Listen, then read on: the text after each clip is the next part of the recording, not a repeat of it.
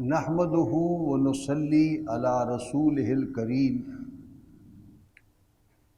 اما بعد فاعوذ باللہ من الشیطان الرجیم، بسم اللہ الرحمن الرحیم۔ قال تبارک و تعالی قل ان کنتم تحبون اللہ فاتبعونی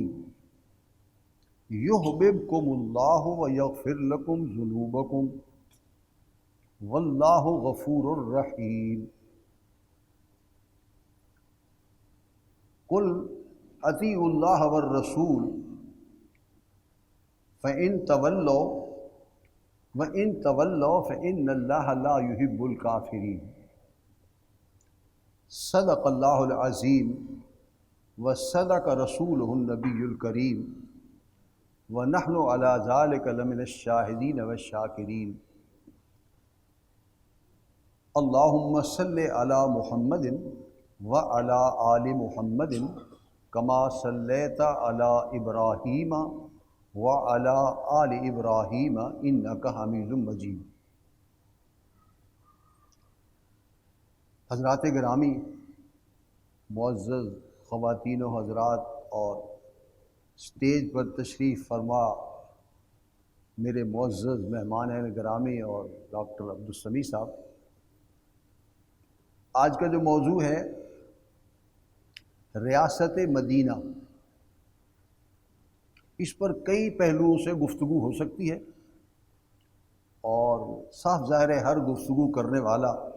ہر پہلو سے گفتگو نہیں کر سکتا۔ ایک تو ہر آدمی اتنی صلاحیت ہی نہیں رکھتا کہ سارے پہلوؤں پر گفتگو کر سکے، اور پھر وقت کی بھی قلت ہوتی ہے۔ اگر ایک سے زیادہ پہلوؤں کے حساب سے گفتگو کی بھی جائے چند پہلوؤں کے حساب سے، تو وقت کی قلت بھی ہوتی ہے۔ لہذا میں بھی اپنی بے وضاحتی کے ساتھ اس عنوان کے کچھ پہلوؤں پر صرف گفتگو کرنا چاہوں گا، اور میری کوشش ہوگی کہ جو بات بھی ہو وہ میں آپ کو کنوے کر سکوں، سمجھا سکوں۔ ہر لفظ کی ایک کنوٹیشن ہوتی ہے، ایک مفہوم ہوتا ہے جو سنتے ہی ذہن میں آ جاتا ہے۔ ریاست مدینہ کا لفظ سن کر نیو یارک کا تصور نہیں آئے گا، کوئی مغربی نظام کا تصور نہیں آئے گا، لندن کا، ٹوکیو کا، بیجنگ کا تصور نہیں آئے گا، کسی اور دنیاوی فلسفی کا ذکر نہیں آئے گا، بلکہ لا محالہ ذہن، شاید غیر مسلموں کا بھی ذہن اس طرح متوجہ ہو جائے کہ یہ محمد الرسول اللہ صلی اللہ علیہ وسلم متعلق کوئی بات ہے جو کی جا رہی ہے۔ لہذا ریاست مدینہ کی تفصیلات بیان کرتے ہوئے یا اس کے جواز اور عدم جواز اور اس کی برکات پر گفتگو کرتے ہوئے ہم محمد الرسول اللہ صلی اللہ علیہ وسلم کے ذکر سے پہلو تہی نہیں کر سکتے، اجتناب نہیں کر سکتے۔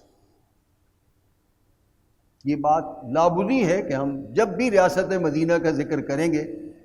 پہلے ہوتا رہا، آج کر رہے ہیں یا آئندہ کر رہے ہیں، لازماً حضرت محمد صلی اللہ علیہ وآلہ وسلم کا تذکرہ ناگزیر ہے۔ یہ گفتگو اس لیے ضروری ہوئی، تنظیم اسلامی نے اس کا اہتمام کیا ہے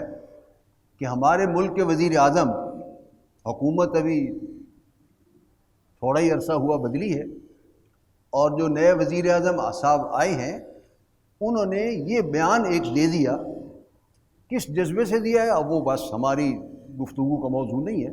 اللہ کرے کہ اچھے جذبے سے دیا ہو اور نیک نیت سے دیا ہو،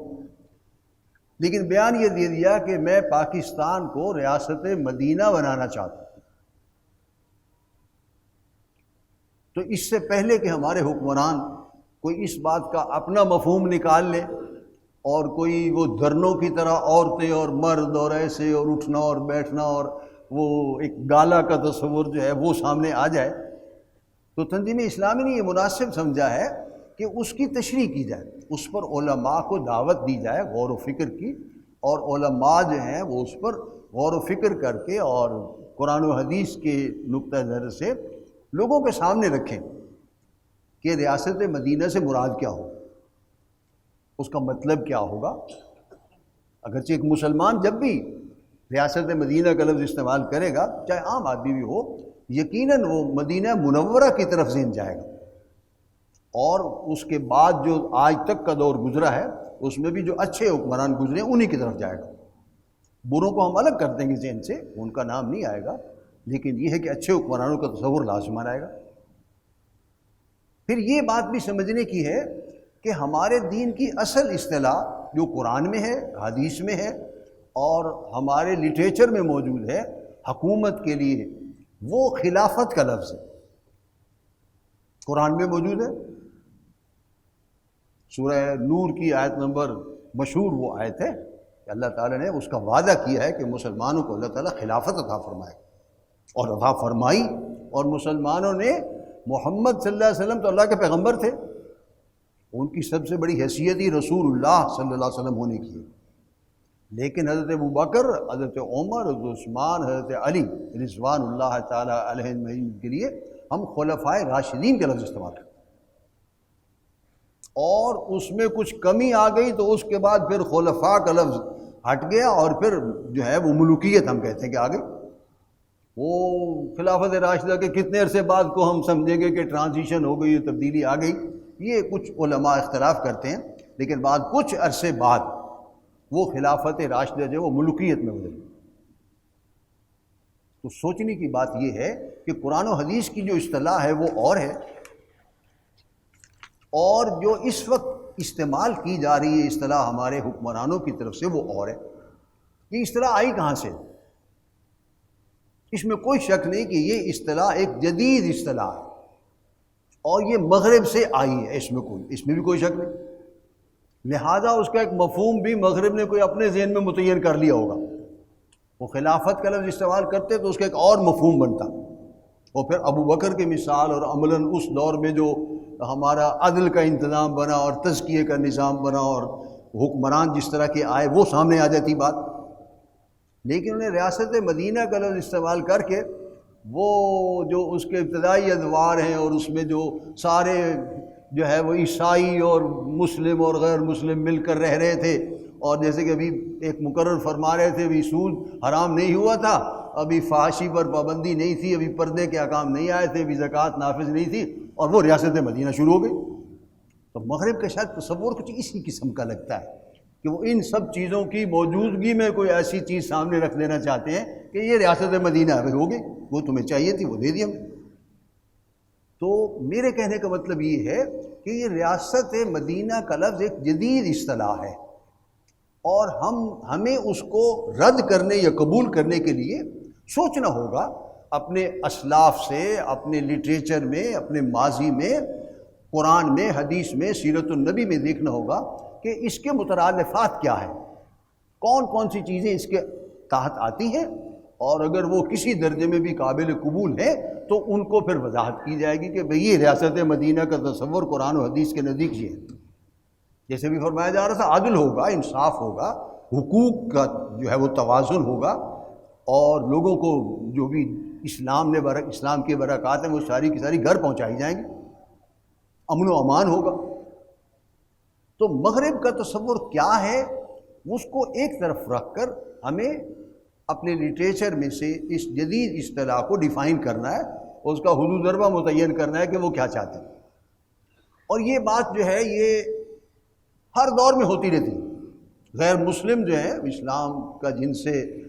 معاملہ ہوتا ہے، جن سے انٹریکشن ہوتا ہے، جن سے میل جول ہوتا ہے، اسلام کے خاص طور پر جب اسلام کو زوال آ گیا، سقوط بغداد ہو گیا 1258 میں، تو اس کے بعد سے اسلام جو ہے وہ ایگریسو نہیں ہے، دنیا میں پھیلا ہوا نہیں ہے، کہیں آئیڈیا شکل میں موجود نہیں ہے، مغربی نظام اور دوسروں کے نظام آ گئے، تو اس طرح کی اصطلاحات جو ہے وہ وقتاً فوقتاً سامنے لاتے رہتے ہیں۔ تو ریاست مدینہ کی اصطلاح بھی اسی طرح کی اصطلاح ہے کہ ہمیں اپنے طور پر سوچنا ہے کہ وہ جو مفہوم لے رہے ہیں شاید یہ مفہوم لے رہے ہیں، شاید عدل و انصاف کا مفہوم لے رہے ہیں، سماجی سطح پر کوئی تبدیلی آ جائے گی، معاشی سطح پر عدل و انصاف ہو جائے گا، اور سیاسی سطح پر شاید اللہ کی حاکمیت کو قبول کر لیں گے۔ تو یہ وہ تبدیلی ہے، یہ وہ سوچ ہے جو ہمارے نزدیک ریاست مدینہ کی ڈیفینیشن کرتے ہوئے یا اس کی وضاحت کرتے ہوئے ہمارے سامنے رہنی چاہیے۔ اس کی ایک اور مثال بھی آپ کے سامنے رکھ دیتا ہوں تاکہ آپ کو اپنی سابقہ معلومات کی بنیاد پر بھی احساس ہو کہ جدید اصطلاحات کو کیسے استعمال کیا جاتا ہے۔ انقلاب کا لفظ ہے کہ آج سے 80 سال پہلے یہ لفظ استعمال ہوا بر صغیر میں، جنوبی ایشیا میں، جب ہم غلام تھے، اور آج یہ اصطلاح ہر ممبر و محراب سے اور ہر مسلک کا آدمی بول رہا ہے۔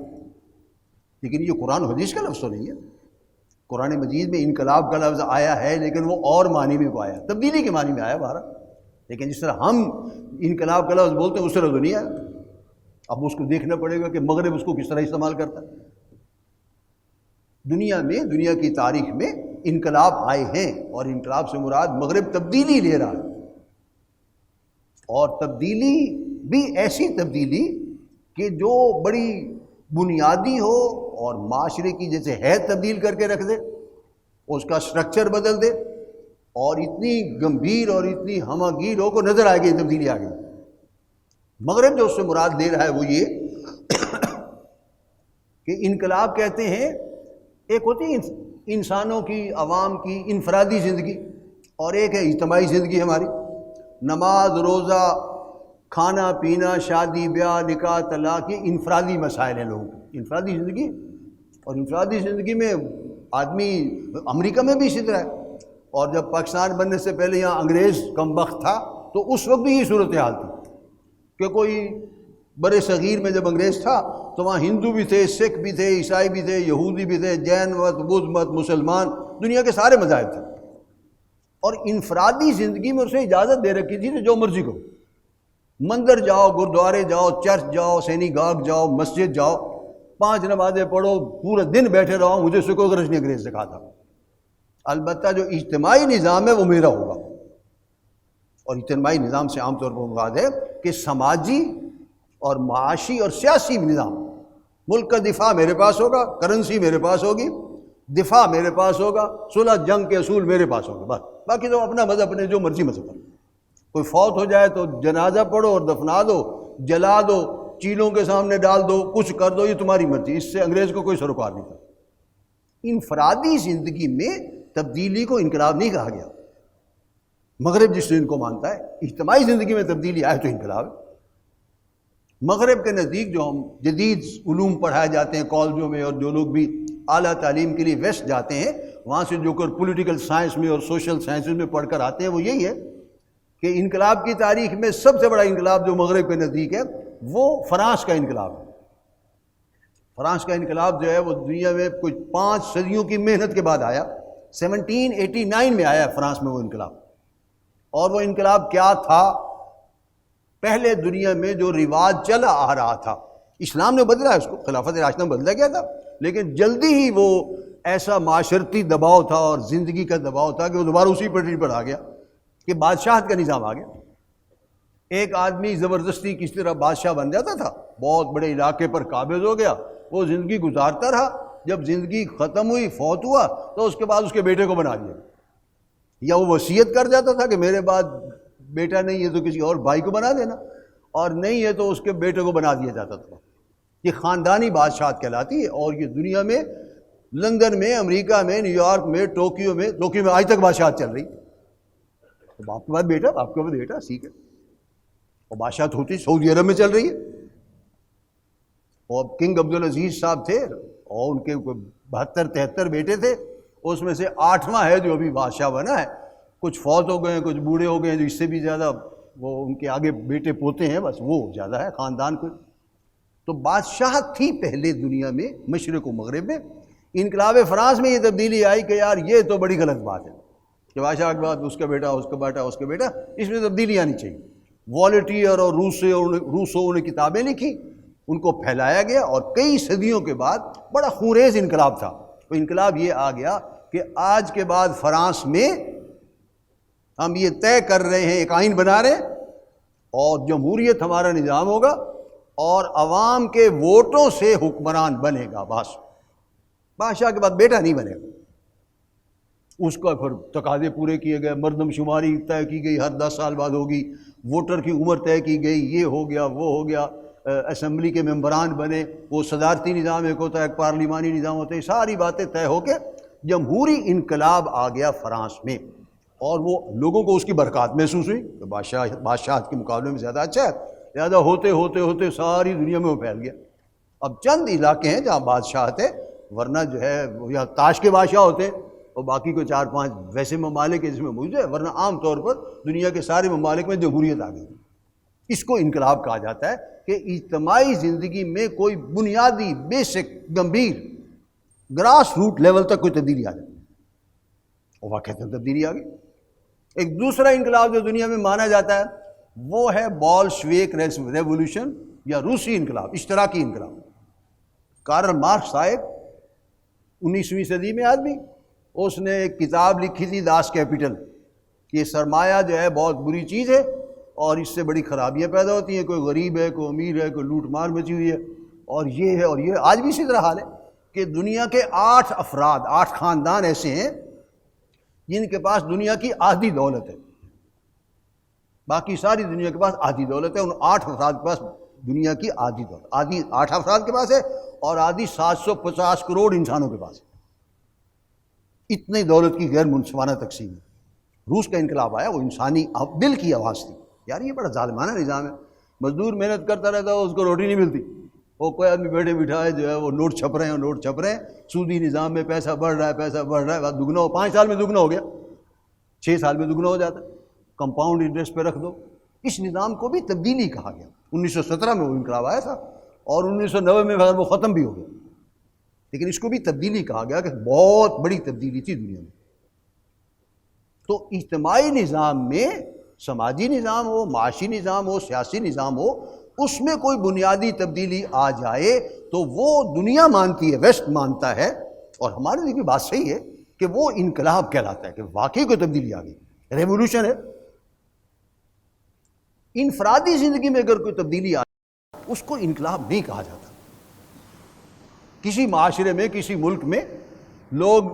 مسلمان ہیں، چلو مسلمان معاشرہ، ہمارا مسلمان معاشرہ ہے، لوگ نماز نہیں پڑھ رہے، اگر اکثریت نماز پڑھنے لگ جائے اس کو انقلاب نہیں کہیں گے۔ لوگ جو ہیں وہ پگڑی نہیں باندھتے، بالفرض ایسی کوئی تحریک چلے کہ سارے مسلمان پگڑی باندھنا شروع کر دیں، اس کو بھی انقلاب نہیں کہیں۔ سارے مسلمان ہاتھ میں تسبیح پکڑ لیں، اس کو بھی انقلاب نہیں کہا جائے کہ پاکستان میں انقلاب آ گیا یار، ہر آدمی تسبیح پڑھ رہا، نہیں کہا جائے۔ انفرادی زندگی کی یا عبادات کے شعبے کی کسی تبدیلی کو انقلاب نہیں کہا جاتا۔ انقلاب کہا جاتا ہے اجتماعی زندگی کے کسی ایک شعبے میں بھی آ جائے تو انقلاب کہلاتا ہے۔ اور واقعہ تو دنیا میں 2 انقلاب ہیں جو مثال ہے۔ انقلاب کا لفظ وہاں سے لے کر اسلام کے لیے بھی استعمال کیا گیا، اسلامی انقلاب اور پیغمبر انقلاب اور طریقے انقلاب اور منہج انقلاب کی اصطلاحات ہیں جو عام ہوئی۔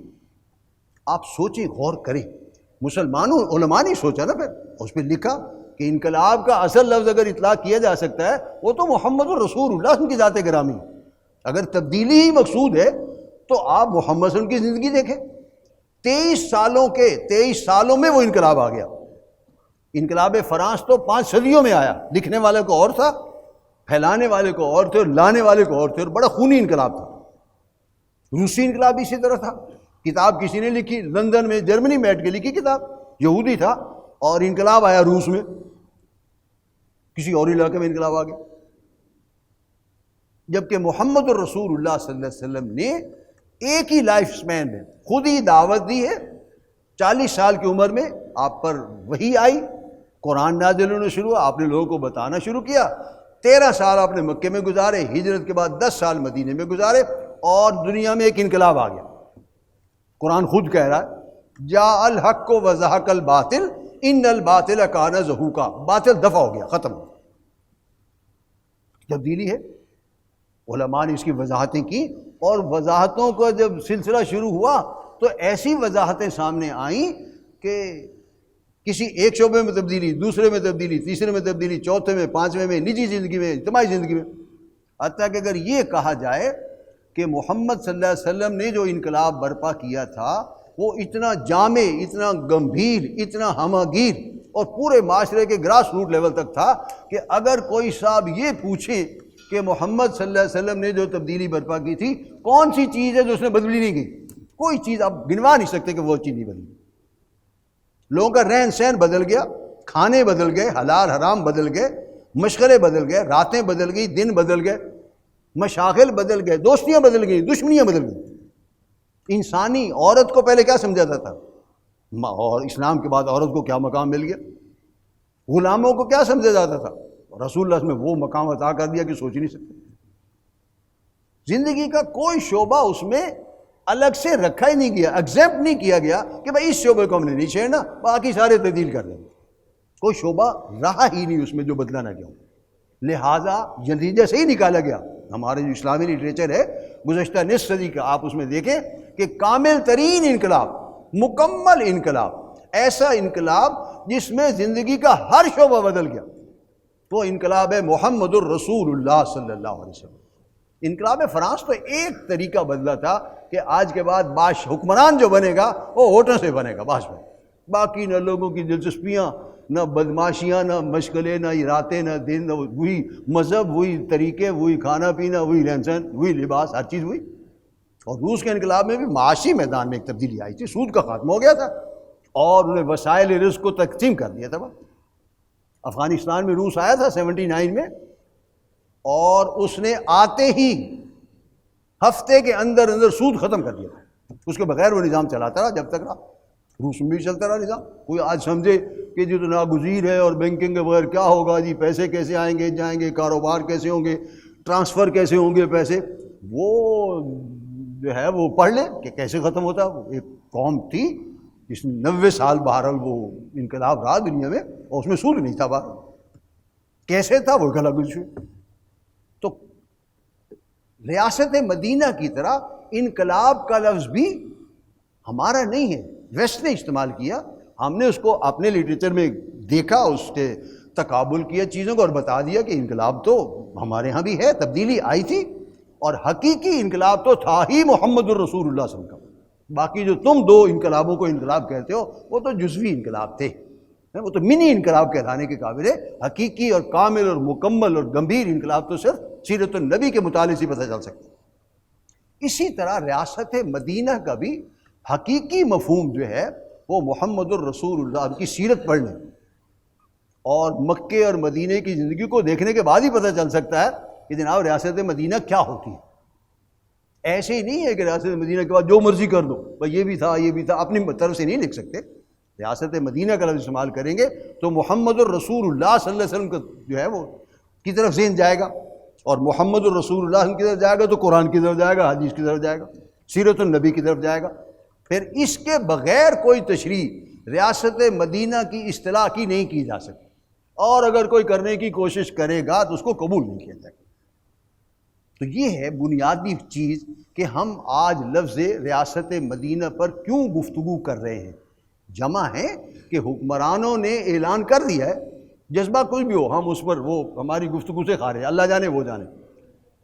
لیکن اس سے پہلے کہ حکمران کوئی الٹا نقشہ بنا کے گئے جی ریاست مدینہ بن گئی، اور پھر ہم پچھتائیں کہ پہلے ہوتا تو ہم ان کو بتاتے۔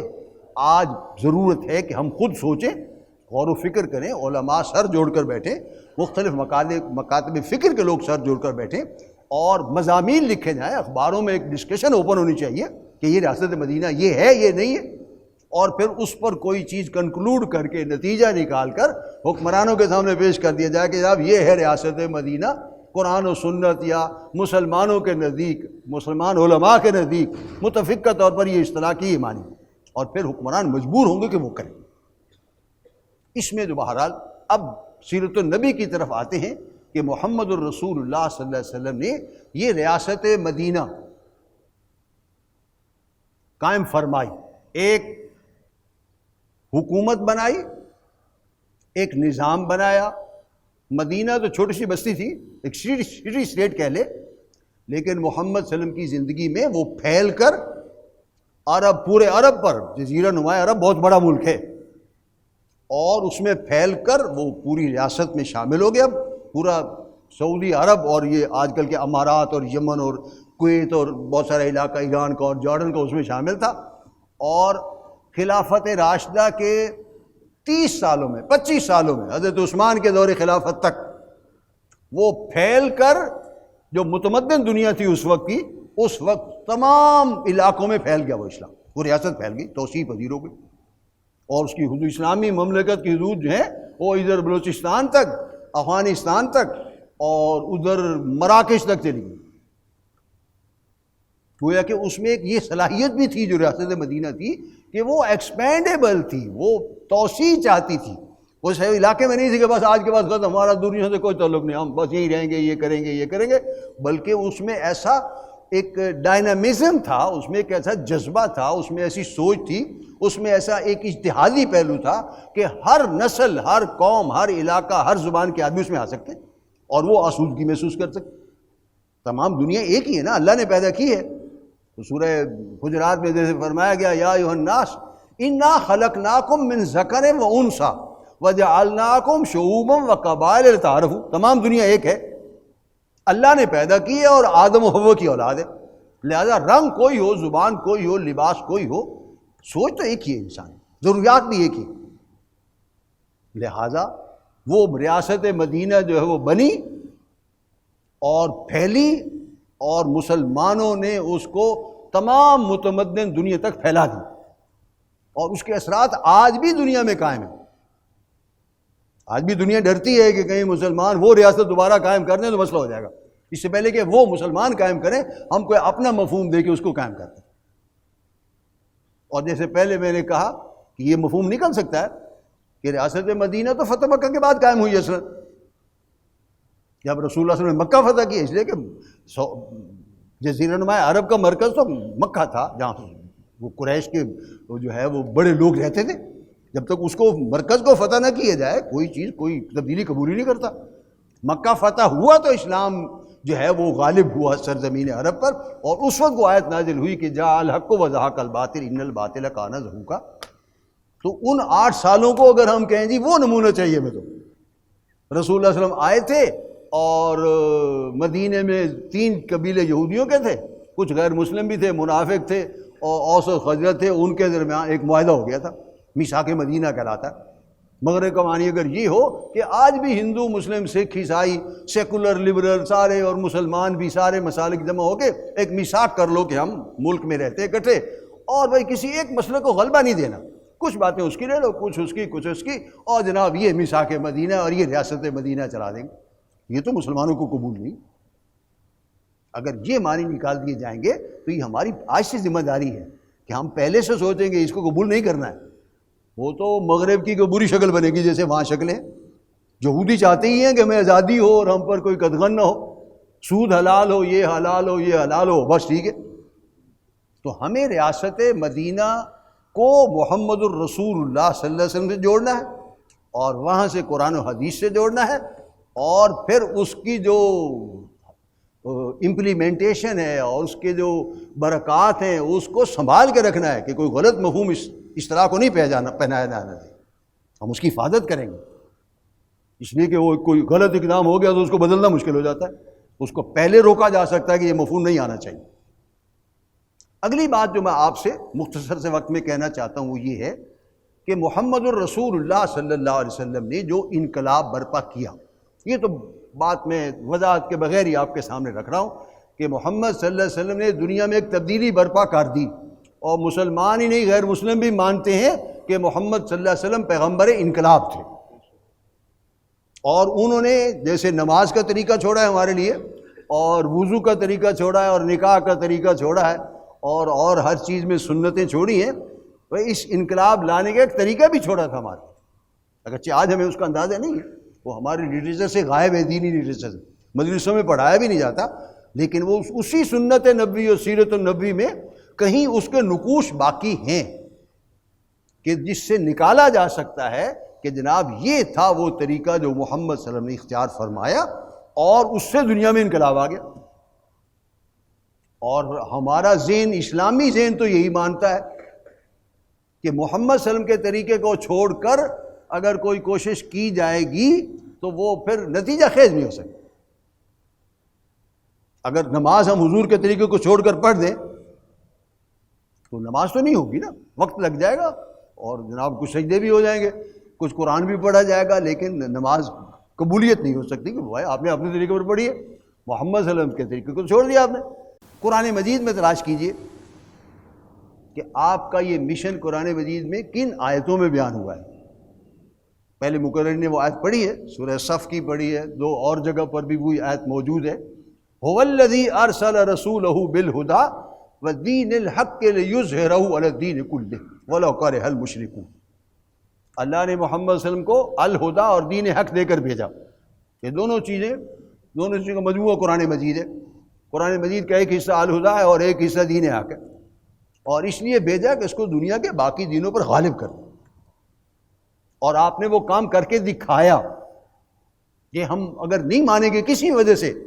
علم کی کمی یا تصورات کی کمی یا جو ہے کسی اور وجہ سے، تو ہم محمد صلی اللہ علیہ وسلم کی ایک درجے میں توہین، ان کی شان کو گھٹا رہے ہوں، بڑھا نہیں رہے ہوں۔ محمد صلی اللہ علیہ وسلم کے ذمہ یہ کام تھا، اور آپ نے اس کی پوری تفصیلات کے ساتھ اور پورے حقوق کے ساتھ اور پورے تقاضوں کے ساتھ اس کو پورا کر دیا۔ واقعتاً کیا صحابہ کرام نے اس کو آگے لے کے چلے۔ نبی اکرم صلی اللہ علیہ وسلم کی زندگی میں سورہ توبہ کی وہ آیت ہے، وہ اشارہ کر رہی ہے، آیت نمبر 24، قل ان کان آباؤکم و ابناؤکم و ازواجکم و اخوانکم و ازواجکم و عشیرتکم و اموال اقترفتموہا و تجارت تخشون کسادہا و مساکن ترضونہا، 5 رشتے اور 3 مال کی شکلیں۔ فرمایا احب الیکم من اللہ و رسولہ و جہاد فی سبیلہ، تمہیں زیادہ پسند ہے یہ اللہ سے محبت، اس کے رسول سے محبت، اور اللہ اور اس کے رسول کے راستے میں جہاد سے زیادہ پسند ہے کہ کون جائے جہاد کرے، محنت کرے، کوئی جہاد مانی جنگ نہیں ہے، ہر وقت محنت بھی شامل ہے، مکے میں بھی جہاد ہو رہا تھا۔ فرمایا اگر یہ تمہیں 5 رشتہ داریاں اور 3 مال کی شکلیں زیادہ پسند ہیں اللہ اور اس کے رسول اور اس کے راستے میں جہاد کرنے سے، فتربصوا، جاؤ پھر تمہارا جو ہے وہ انتظار کرو، اور کوئی نتیجہ اچھا نہیں ہے تمہارا، فیل ہو تم بس، حتیٰ یاتی اللہ بامرہ، اچھا نہیں ہوتا تو فوراً بتا دیا جاتا۔ تو جہاد کیا چیز ہے، اللہ سے محبت کیا چیز ہے، اللہ کے رسول کی محبت کیا چیز ہے، کوئی نہ کوئی اس مشن سے تعلق جوڑنا پڑے گا کہ اللہ سے محبت کرنی ہے تو وہ محمد صلی اللہ علیہ وسلم نے جو ریاست مدینہ قائم کی تھی اس کا کوئی نہ کوئی حصہ اس محبت کا اس ریاست مدینہ کے قیام کرنے کے لیے لازم ہے، اور محمد صلی اللہ علیہ وسلم سے محبت کا بھی تقاضا یہ ہوگا کہ اس انقلاب اور اس ریاست مدینہ کے لیے اس محبت کا کوئی تقاضا ہوگا کہ ہم بھی محنت کریں، اور جہاد کا تو تعلق ہی اسی سے۔ اور نبی اکرم صلی اللہ علیہ وسلم نے یہی فرمایا ہے کہ یہ کام ایسے ہی فرمایا ہے، ایسے ہی کیا ہے۔ مدینے کی زندگی میں 10 سال ہیں، کوئی مثال ایسی نہیں ہے، مکے میں تو ہو ہی نہیں سکتی ہے کہ کوئی آدمی آیا ہو اور اس نے کہا ہو کہ اللہ کے رسول میں مسلمان ہونے آیا ہوں، آپ مجھے مسلمان کر لیجیے۔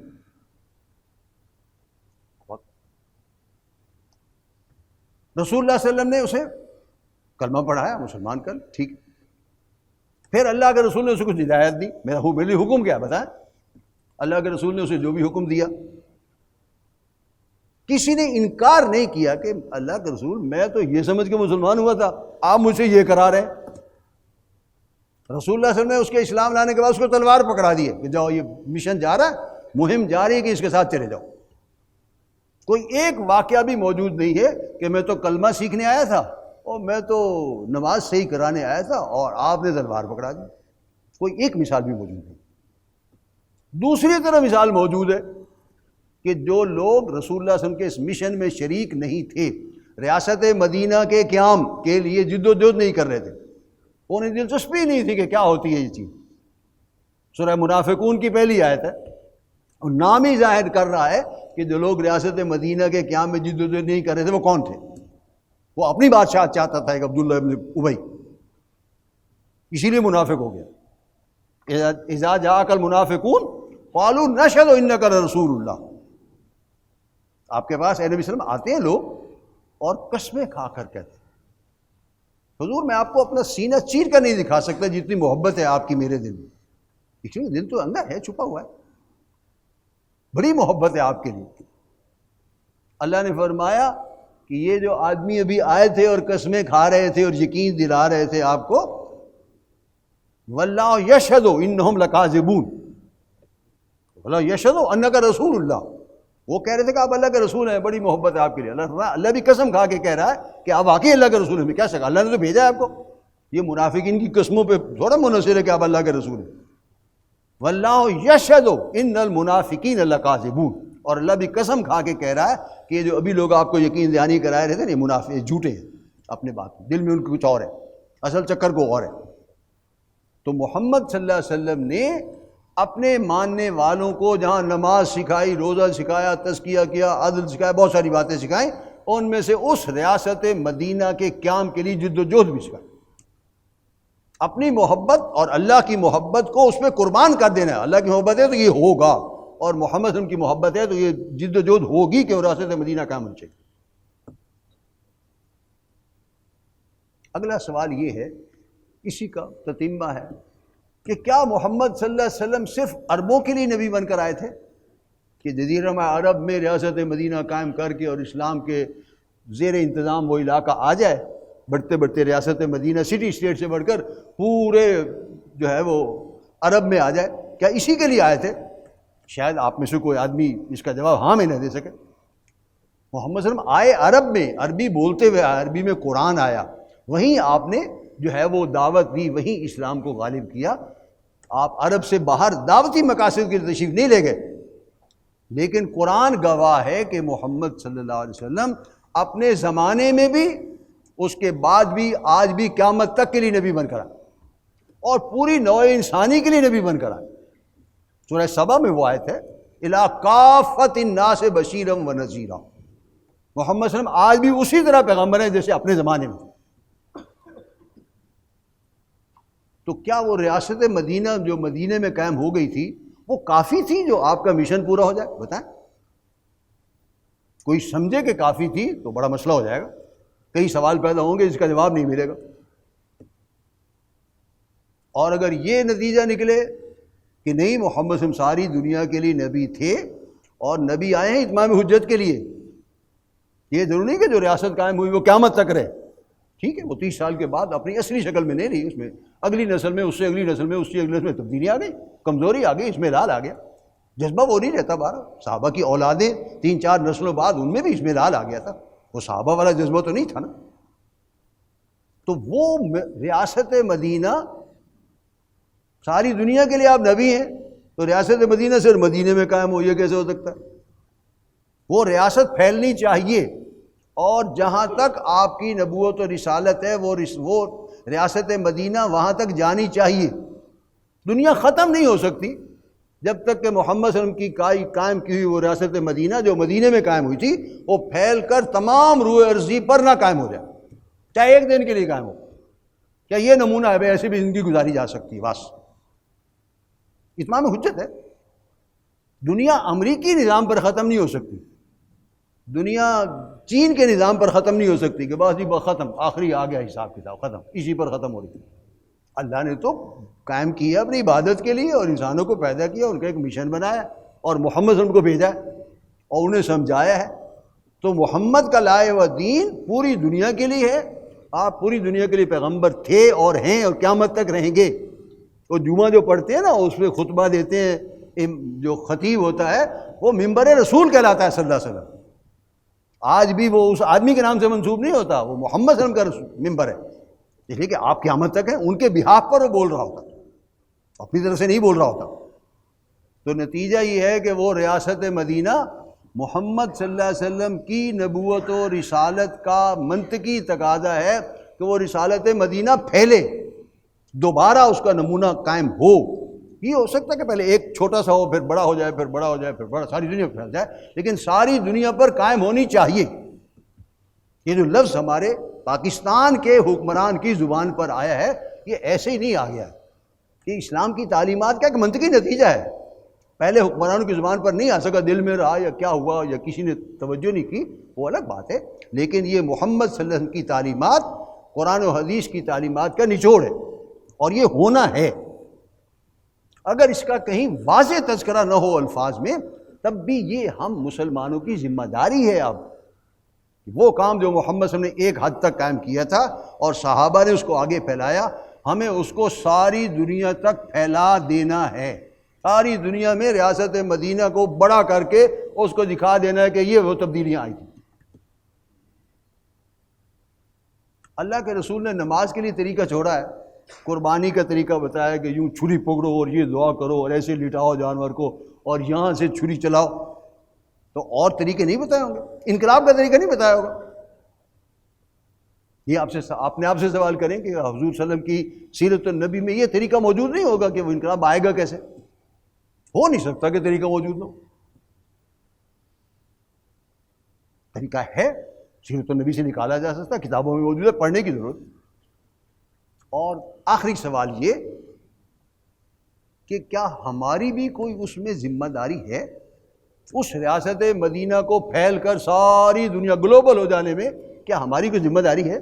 میری اور آپ کی کوئی ذمہ داری ہے؟ یا ہماری صرف یہ ہے کہ آج جلسے میں شریک ہوئے اور آخر پر دعا ہوگی اللہ اسلام نافذ کر دے اور حکمران واقعی ریاست مدینہ بنا دے اس ملک کو، اور امن ہو جائے اور امان ہو جائے اور عدل اور انصاف ہو، اور ایک کو جو ہے وہ سستی چیزیں ملے، مہنگائی ختم ہو جائے، اور آمین، اور آپ گھروں گھر ہی چلے جائیں کہ جی مقصد پورا ہو گیا۔ کوئی ایک آدمی بھی نہیں کھڑا ہو سکتا جو کہے جی یہی مقصد تھا محمد صلی اللہ علیہ وسلم۔ محمد صلی اللہ علیہ وسلم نے جو دین ہم تک پہنچایا ہے اس میں میری اور آپ کی ذمہ داریاں بھی کہیں نہ کہیں لکھی ہوئی ہیں۔ جو شخص بھی محمد صلی اللہ علیہ وسلم پر ایمان لاتا ہے، کلمہ پڑھتا ہے، قرآن کو مانتا ہے، آخرت کو مانتا ہے، محمد صلی اللہ علیہ وسلم کی نبوت اور رسالت کو مانتا ہے، اس کے ذمے کچھ کام ہے جو اسے کرنے۔ یہ نہیں ہے کہ وہ کلمہ پڑھ کے اور پھر مرضی کرتے رہو ساری زندگی، یہ تو پھر بڑا آسان ہے، لیکن ایسا ہے نہیں۔ وہ ریاست مدینہ کو قائم کر کے ساری دنیا تک پھیلانا، وہ عمران کرے یا نہ کرے، ہمارا ملک حکمران یہ دعویٰ کر کے بھول جائے کہ جی غلطی ہو گئی کوئی بات، لیکن اس کے باوجود ہماری ذمہ داری رہے گی، آپ کی اور میری ذمہ داری رہے گی، ہر باشعور مسلمان کی ذمہ داری رہے گی کہ وہ ریاست مدینہ کا نمونہ ہم نے قائم کرنا ہے اور اس کو پھیلا کر گلوبل بنانا ہے۔ خوش قسمتی یہ ہے ہماری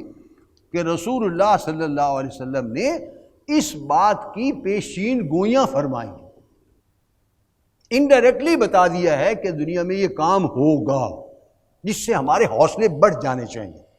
ورنہ یہ ان بٹوین دا لائنز ہماری ذمہ داری موجود ہے کہ کام کرنا۔ وہ حدیثیں وہ ہیں جو قرب قیامت کے بارے میں ہیں، اور اب وہ دور آیا چاہتا ہے، ہم اس کے بالکل کنارے پر کھڑے ہیں۔ میری عمر کے لوگ نہیں دیکھیں گے تو آج کے نوجوان ضرور زندگی میں دیکھیں گے کہ اسلام پھیل کر کسی ایک ملک میں آئے گا، پھر دوسرے میں، تیسرے میں، اور پھر ساری دنیا پر آ جائے گا، اور چاہے تھوڑے دنوں کے لیے ہو۔ خلافت راشدہ بھی 25 سال رہی، 30 سال رہی،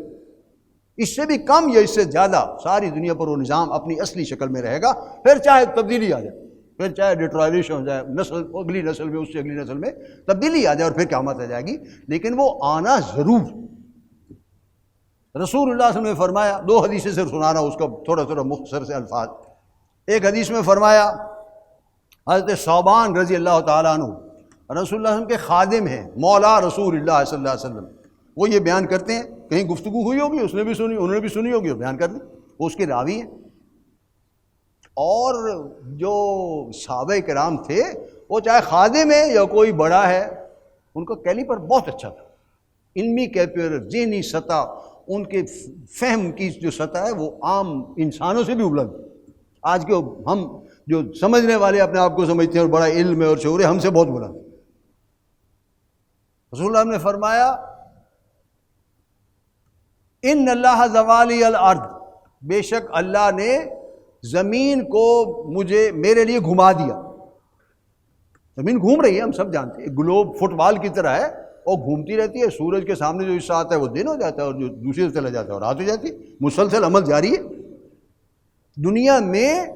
یہ تصور کہ زمین گول ہے اور ایسے گھومتی ہے، یہ تو بہت بعد، یہ 500 سال پرانا ہے۔ کوپرنیکس ایک آدمی تھا جس نے دریافت کیا، پہلے لوگوں کو معلوم نہیں تھا۔ محمد صلی اللہ علیہ وسلم کے زمانے میں دنیا کا کوئی آدمی اس کا جو ہے وہ قائل نہیں تھا، لیکن محمد صلی اللہ علیہ وسلم نے یہ بات بتا دی۔ آج دنیا خلا میں جا رہی ہے نا، چاند پہ جا رہی ہے، اس سے آگے جا رہی ہے، مریخ پہ جا رہی ہے۔ اللہ نے محمد صلی اللہ علیہ وسلم کو معراج نصیب فرمائی، اور معراج جو ہے وہ کوئی کسی کو بے ہوش کر کے جیسے وہ اغوا کر کے لے جاتے ہیں نا، معاذ اللہ، اس طرح کی کیفیت میں نہیں کہ بوری میں بند کیا ہو آسمان پہ جا کے آنکھ کھلی کے آسمان پہ آ گئے آپ بقائمی ہوش و حواس کھلی آنکھوں کے ساتھ آپ نے یہ سفر کیا ہے، درمیان میں رکے ہیں، سوال جواب ہیں، اس آسمان پر رکے، اس آسمان پر رکے، اس سے باتیں، اس کو دیکھا، اس کو دیکھا، اس کو دیکھا، آپ نے وہ سارا شعور کے ساتھ سفر کیا ہے۔ پہلا خلا میں جانے والا انسان محمد الرسول اللہ صلی اللہ علیہ وسلم، اور آپ نے اس دنیا کو دیکھا ہوگا دور سے۔ ہمارے لیے ممکن نہیں ہے کہ اس پوری دنیا کو 200 میل دور سے کھڑے ہو کر دیکھ سکیں گے، وہ دنیا ایسے گھوم رہی ہے، گھوم رہی۔ محمد صلی اللہ علیہ وسلم نے دیکھا تھا، آپ نے وہی نقشہ بیان کر دیا ہے۔ ان اللہ زوالی الارض، اللہ نے مجھے اس زمین گھومتی ہوئی دکھا دی، گھما دی۔ فرأیت مشارقہا و مغاربہا، میں نے اس زمین کے مشرق مغرب جتنے ممالک ہیں، جاپان سے لے کر یوں گھوم رہے سارے تھوڑی تھوڑی دیر میں نظر آ گئے۔ وَإِنَّ أُمَّتِي سَيَبْلُغُ مُلْكُهَا مَا زُوِّيَ لِي مِنْهَا، اور یہ آپ نے فرمایا کہ جو ممالک میں نے دیکھے، ساری دنیا دیکھ لی، ان تمام ممالک پر میری امت کا اقتدار پہنچ کر رہے گا۔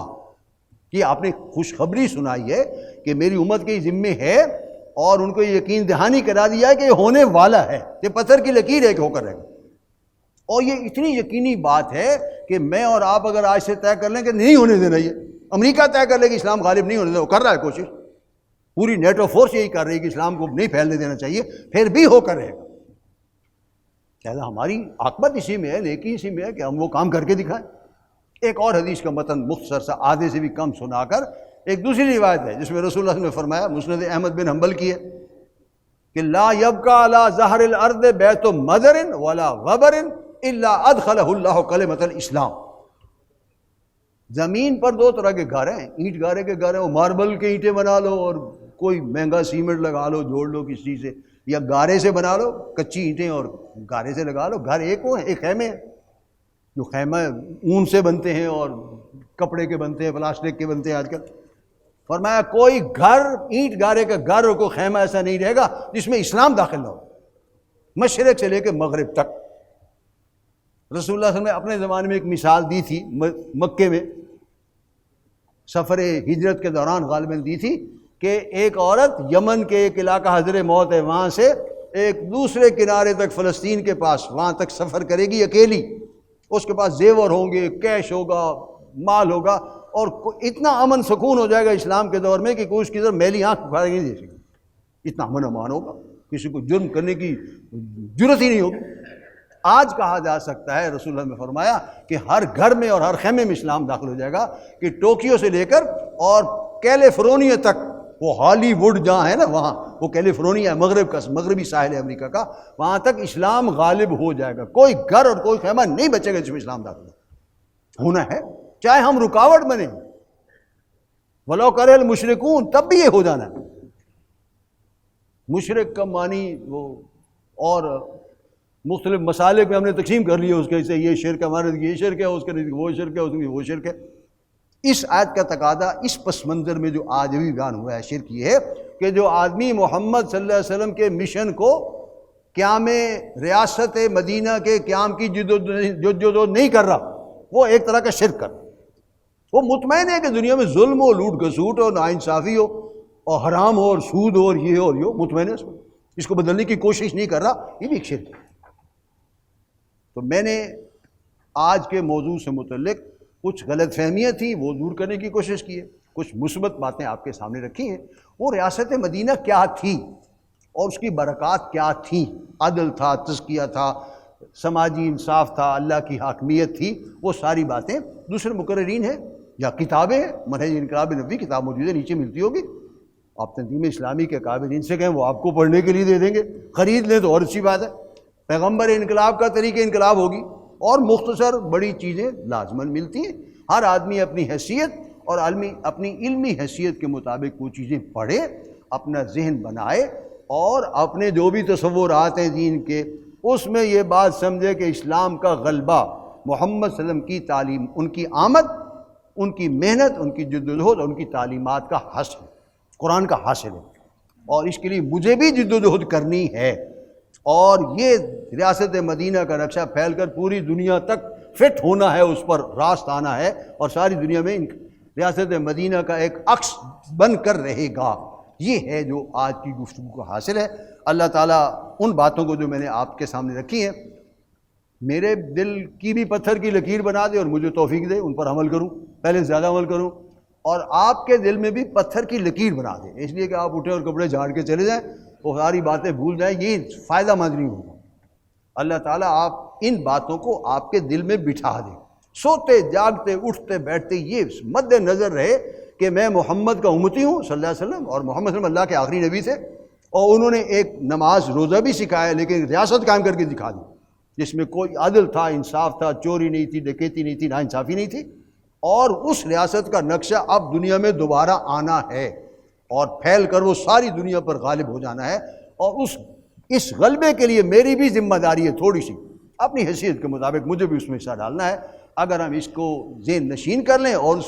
حصہ ڈالنے پر ذہناً آمادہ ہو جائیں اور عملی بھی دامے درمے سخنے قولے قلبے دماغے ہر طرح سے اس میں اپنا حصہ ڈالنے کی کوشش کریں تو کوئی وجہ نہیں ہے کہ جلد وہ ریاست مدینہ کا نقشہ دنیا میں آ جائے، اور دنیا جو موجودہ ظلم اور ناانصافی اور بے حیائی اور ولگیرٹی کے جو ہے عذاب میں مبتلا ہے، اس آگ میں جل رہی ہے، اس سے سکون محسوس کرے۔ دنیا مصیبت میں گرفتار ہے، علاج میرے پاس اور آپ کے پاس ہے، اور ہم سکون سے سو رہے ہیں، تو کتنی گالیاں جو ہمیں پڑ رہی ہوں گی کہ ان ظالموں کے پاس اس کا علاج ہے جو ہمیں تکلیف پہنچ رہی ہے اور یہ گھر میں بیٹھے۔ ہمیں جاگنا چاہیے، ہمیں اپنے مشن کی قدر کرنی چاہیے، ہمیں اپنے پیغمبر صلی اللہ علیہ وسلم کے لائے ہوئے انقلاب کی ذمہ داری کو ادا کرنا چاہیے۔ اللہ تعالیٰ مجھے بھی اس کی توفیق عطا فرمائے اور آپ حضرات کو بھی۔